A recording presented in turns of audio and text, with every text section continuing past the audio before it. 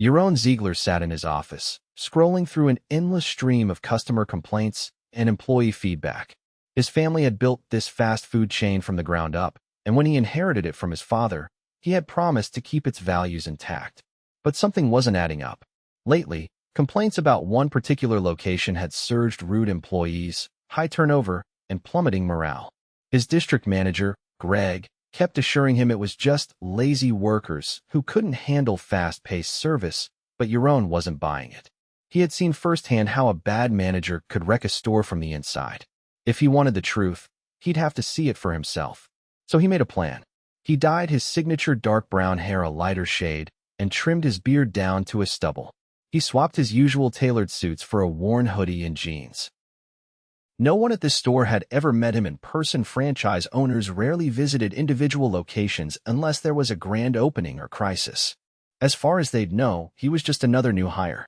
The next morning, Yaron arrived at the restaurant 15 minutes early, stepping into the greasy, fast-paced world of his own making. The smell of frying oil and grilled patties filled the air as he approached the counter. A wiry kid, no older than 16, stood nervously behind the register, punching in orders while a supervisor barked instructions at him. "Hey, you the new guy?" a tired-looking woman in her 40s asked, wiping her hands on her apron. "I'm Sandra, shift lead. You're training with us today." Yaron nodded, keeping his voice casual. "Yeah, first day." Sandra glanced around and lowered her voice. "Listen, just stay out of the manager's way. If he thinks you're slow, he'll make your life hell. And don't get too friendly with the younger ones." She cut herself off as a man in his late 40s stormed out of the back office. Who the hell left the fryers unattended? The entire crew froze. The manager, a stocky man with thinning blonde hair, glared at the teenage worker behind the register. The kid, his name tag read Tommy, looked like he wanted to disappear. "I was taking an order, sir." "You think that's an excuse?" The manager sneered. "Maybe if you weren't so damn slow, we wouldn't have customers waiting 10 minutes for a burger." Tommy's face turned red, and Yaron clenched his jaw. The kid was clearly trying his best. "Sir, I don't want to hear it. You're useless. I don't even know why I keep you around. Must be charity." The restaurant went dead silent.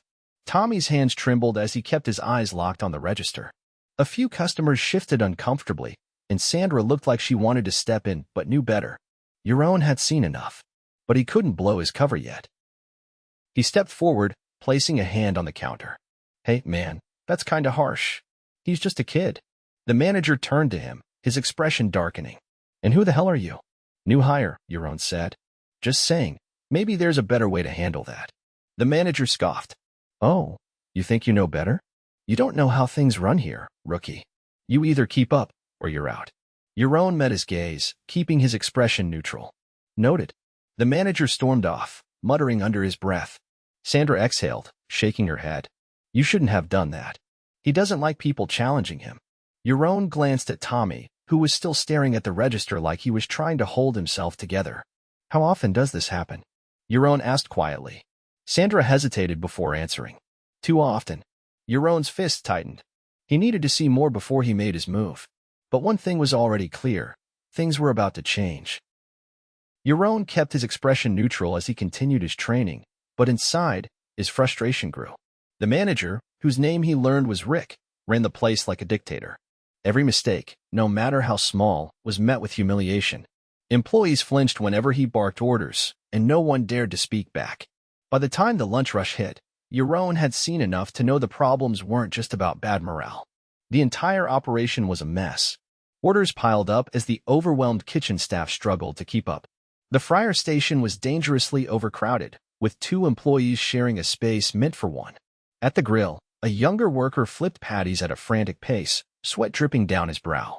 Sandra moved quickly between stations, filling in wherever she was needed, but it was clear she was carrying more weight than anyone else. Yaron worked beside her, helping bag orders as fast as he could. Rick barely lifted a finger. He stood near the back, arms crossed, criticizing everything without offering any real help. Yaron noticed something else. The employees barely spoke to one another.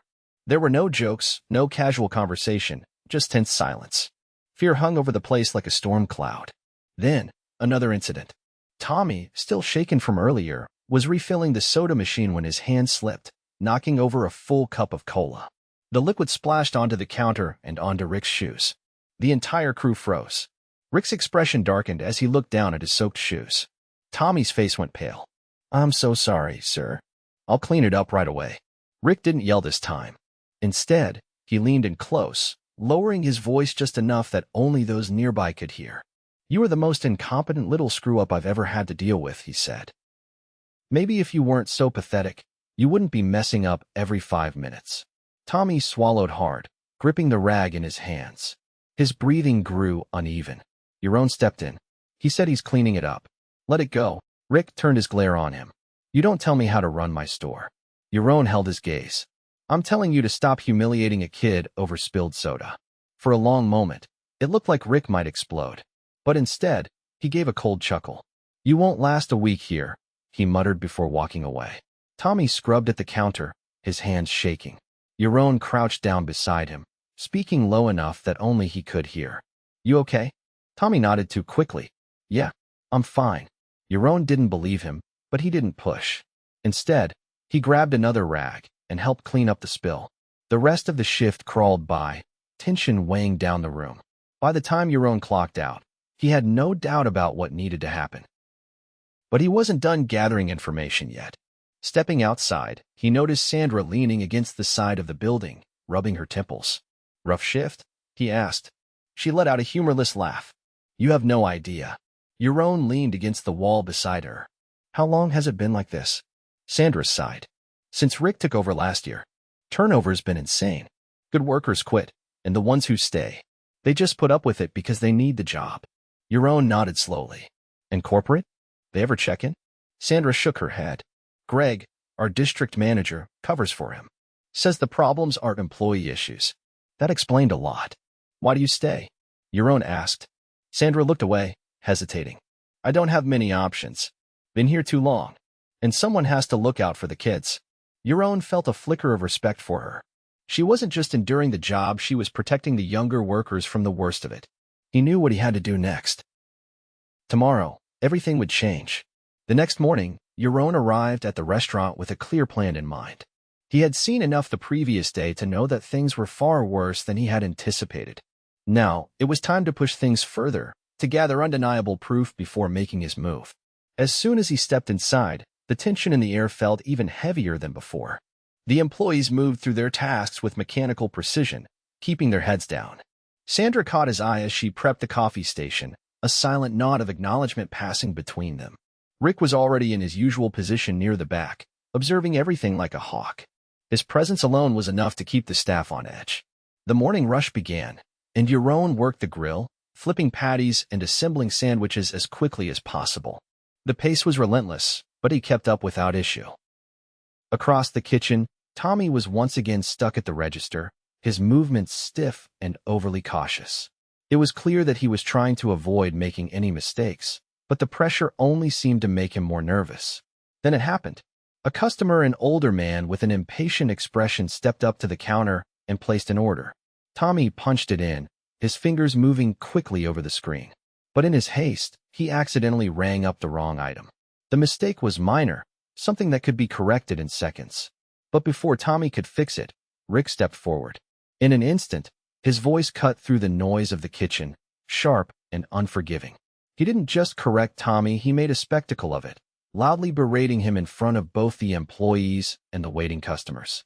Tommy attempted to explain himself, his voice barely above a whisper, but Rick wasn't interested in hearing it. He continued, his words growing more cutting, his tone dripping with condescension. Yaron watched as Tommy's face turned red, his hands gripping the edge of the counter. The boy looked like he wanted to disappear. That was enough. Yaron wiped his hands on his apron and stepped away from the grill. He walked toward the counter, ignoring the way the other employees shot him nervous glances. Rick barely noticed him at first, too focused on his verbal attack. But when Yaron moved between him and Tommy, placing himself directly in Rick's line of sight, the manager finally turned his attention toward him. Yaron's voice was calm, but there was no mistaking the steel beneath it. He called Rick out on his behavior, making it clear that humiliating employees in front of customers was unacceptable. For a moment, Rick seemed caught off guard. Then, his expression twisted into something between amusement and annoyance. He brushed Yaron off, dismissing him as just another new hire who didn't understand how things worked. But Yaron didn't back down. Instead, he reached up, pulling off the cheap name tag pinned to his uniform. He straightened his posture, and in that moment, everything shifted. He spoke plainly, revealing exactly who he was. The reaction was immediate. The employees went completely still, their eyes widening in shock. A few of the customers, who had been watching the exchange, exchanged surprised glances. Rick's face drained of color. For the first time since Yaron had walked into the restaurant, the manager looked genuinely unsettled. Yaron didn't waste time. He laid everything out in front of everyone. The toxic environment, the high turnover, the way employees were treated. He listed every major issue he had witnessed, making it clear that the behavior he had seen was completely unacceptable. There was no yelling, no theatrics, just cold, hard facts. Rick attempted to recover. He stammered out excuses, trying to shift the blame onto the staff, onto the supposed incompetence of the workers. He even tried to claim that Yaron had been misled, that he didn't understand the reality of running a fast-paced restaurant. But Yaron wasn't having it. He had seen the truth with his own eyes. And now, change was coming. Rick's mouth opened, then closed as if searching for a way to regain control of the situation. Yaron could see the gears turning in his head, trying to pivot, to find an angle that might save him. But there was none. The weight of the moment settled over everyone in the restaurant, a heavy silence stretching between them. Employees exchanged uncertain glances, while a couple of customers stood motionless, clearly invested in what was unfolding. Rick's voice, when it finally emerged, lacked its usual authority. He tried to justify his actions, claiming that a tough management style was necessary to keep things running. He pointed to the fast-paced nature of the restaurant, saying that expectations had to be high. Yaron didn't interrupt. He let Rick talk, let him dig himself deeper into his excuses. The employees, however, weren't buying it. Sandra crossed her arms, her lips pressing into a thin line. Tommy, still standing behind the register, kept his eyes down, his hands clenched into fists. When Rick finished, Yaron simply stared at him for a long moment before speaking. His tone was measured, deliberate. He pointed out that high expectations weren't the issue. No one was arguing against standards. The problem was the culture of fear, the way employees were treated as disposable instead of being given the tools to succeed. He listed clear examples of how a toxic environment led to higher turnover, how employees who felt valued performed better, how a hostile workplace didn't just hurt staff but drove customers away as well. Rick attempted to argue that the numbers spoke for themselves, that the location still made a profit. But Yaron was ready for that too. He laid out the decline in employee retention, the increase in customer complaints, the subtle but steady drop in repeat business. He had reviewed the reports before ever stepping foot in the restaurant. The issues weren't just anecdotal, they were backed by data. Rick's confidence faltered. He turned towards Sandra, almost as if expecting support, but she didn't move. Instead, she met his gaze with quiet defiance. It was clear she had endured more than she ever should have, and now she no longer needed to stay silent. Yaron shifted his attention to the rest of the staff. He asked them directly what they needed, what would make their jobs better. At first, there was hesitation. Employees had been conditioned to avoid speaking up, to keep their heads down. But then Sandra took a small step forward. She spoke about the lack of proper training, how new hires were thrown into the deep end without guidance. Another worker mentioned how hours were constantly cut without notice, making it impossible to plan finances. Tommy, his voice barely above a whisper, admitted that he had almost quit multiple times but stayed because he needed the money. As the employees found their voices, Rick's posture stiffened. He looked increasingly out of place, as if he were realizing, too late, that he had lost control. Yaron turned back to him, his decision already made. Rick would not be staying. His leadership had not only created a toxic environment but actively harmed the business. There was no salvaging his role. He was done. The announcement sent shockwaves through the restaurant. Employees exchanged wide-eyed glances, while Rick sputtered in protest. He claimed that firing him on the spot was unfair, that he deserved a formal process. But Yaron reminded him that respect was earned, not demanded. He had been given a chance to explain himself, and instead of acknowledging his failures, he had doubled down. Rick had no response to that. With security procedures in place at the corporate level, Yaron signaled for a district representative, who had been waiting nearby, to step forward. The representative took Rick's keys and access credentials, making it clear that his involvement with the restaurant was over. Rick's expression twisted in disbelief, but he didn't argue further. Instead, he turned on his heel and stormed out, shoving through the doors without a backward glance. The moment he was gone, the atmosphere inside the restaurant shifted. There was no celebration, no immediate relief, just a strange, lingering tension as if employees were waiting for the other shoe to drop. Yaron understood. A culture of fear didn't disappear overnight. He turned toward the team and spoke directly to them. Changes would be coming. Management would be restructured, with Sandra stepping into an interim leadership role. Employees would receive proper training and schedules would be stabilized to ensure fair hours. He also made it clear that an open-door policy would be established, no more fear of retaliation for speaking up. Tommy looked like he wanted to believe it but wasn't sure if he could. Yaron understood that too. Words only meant so much. Change had to be proven through action. Before leaving, he pulled Sandra aside, telling her that corporate would fully support her transition into management if she wanted it. She hesitated for only a moment before nodding. As Yaron stepped outside, the weight of the past 2 days settled over him. He had seen the cracks in his company firsthand, had witnessed the damage that unchecked power could do. It was a wake-up call. This wasn't just about one store. If it had happened here, it could be happening elsewhere. And that was something he would never allow again. Yaron stepped out of the restaurant and took a long breath, letting the morning air clear his head. The situation inside had been worse than he expected, but now that Rick was gone, the real work needed to begin. Firing a toxic manager was one thing, fixing the damage he had left behind was another. He walked toward his car, but before getting in, he pulled out his phone and made a call. The district manager, Greg, had a lot to answer for. If he had been covering for Rick, then Yaron needed to know exactly why. The phone rang twice before Greg picked up, his voice chipper, completely oblivious to what had just unfolded. Yaron didn't waste time on pleasantries. He got straight to the point, asking why Greg had insisted the problems at this location were due to lazy workers when it was clear the issue had been Rick's leadership. There was a beat of silence before Greg responded, his tone shifting from casual to guarded. He stammered about how turnover was high everywhere in fast food, how it was hard to find good employees, and how Rick had been strict but effective. Yaron cut him off. He wasn't interested in excuses. He asked if Greg had ever spoken directly to the employees, if he had ever taken the time to see what was happening on the ground.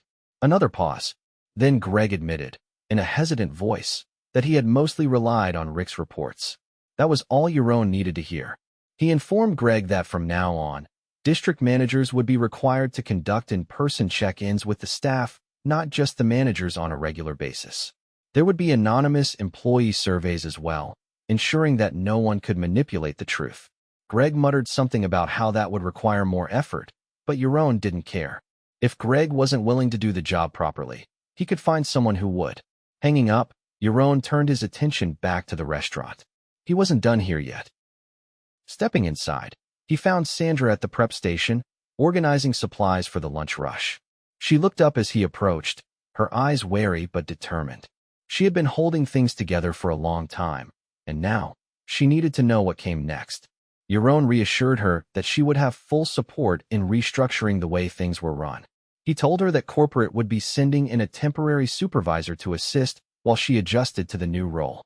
He also promised that staffing levels would be reviewed to ensure no one was spread too thin. Sandra listened carefully, nodding as he spoke. Then, after a pause, she asked something that caught him off guard. She wanted to know if Rick had faced consequences beyond just being fired from the store. Yaron considered this. He had enough evidence to justify reporting Rick's behavior through official corporate channels. Depending on previous complaints, Rick could be barred from working in the company again. He assured Sandra that this wouldn't just be swept under the rug. She seemed satisfied with that answer. Yaron then called the staff together, forming a small huddle near the back of the kitchen. He kept his tone steady, making it clear that the restaurant would be run differently from now on. He acknowledged that trust wouldn't be rebuilt overnight, but he wanted them to feel safe enough to do their jobs without fear. Some of the employees exchanged glances, hesitant, but there was a glimmer of something else in their expressions. Hope. Tommy lingered near the back of the group, shifting his weight from foot to foot. Yaron caught his eye and gestured for him to stay behind after the meeting. When the others dispersed, Tommy hesitated before stepping forward. Yaron didn't push. He simply asked how he was feeling. Tommy shrugged, looking down at his shoes. After a long moment, he admitted that he had almost quit the night before. He hadn't expected anything to change. He had assumed that if Rick wasn't there, someone just like him would take over. Yaron told him he understood. Change didn't happen just because one person was removed. It had to be reinforced with real action. He assured Tommy that Sandra was in charge now, and things would be different under her leadership. Tommy nodded, still unsure, but there was a flicker of relief in his posture. As Yaron prepared to leave, he stopped by the front counter, watching as the employees settled into their routines. The tension that had been so thick when he first arrived was still there, but it was beginning to lift. This wasn't just about one bad manager. It was about ensuring that no location under his company's name would ever operate like this again. That meant staying involved, staying connected to the people who actually made the business run. He had built something bigger than himself. Now, it was time to make sure it was built right.